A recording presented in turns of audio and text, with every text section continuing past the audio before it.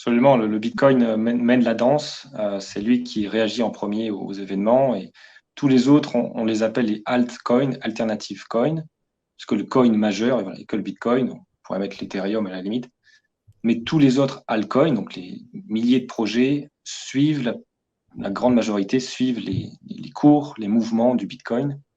Et pour revenir sur les baleines, c'est les gens qui ont une grosse quantité d'une crypto-monnaie et qui en ont suffisamment pour manipuler le marché. Et en général, ils manipulent vos émotions à vous, à nous, Mm. investisseurs, le peuple. Donc, ils nous manipulent, nous, avec leur sac de tokens pour raconter des histoires.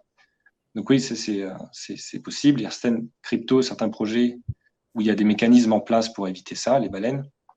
Mais dans le Bitcoin, c'est pareil, les influenceurs, tu dis Elon Musk, les influenceurs qui font plein de campagnes marketing ciblées, parfois sur 2, 3 semaines, pour faire monter le cours d'une crypto, Juste après c'est en basé avoir sur acheté, rien. par exemple. Oui, voilà. Et ils veulent vraiment que tu en achètes, t'en achètes absolument. Mais le projet en lui-même ne fait rien. Il n'y a aucune solution concrète. Donc c'est que Mm. du vent, c'est que voilà. Ça, c'est possible aussi. Ça fait partie de la volatilité. C'est les manipulations et comment on se laisse avoir dans des arnaques. Si vous regardez le Dogecoin, dont Elon Musk parle souvent, à l'époque, il y a encore un an, quand il faisait un tweet dessus, le prix prenait 10-15%.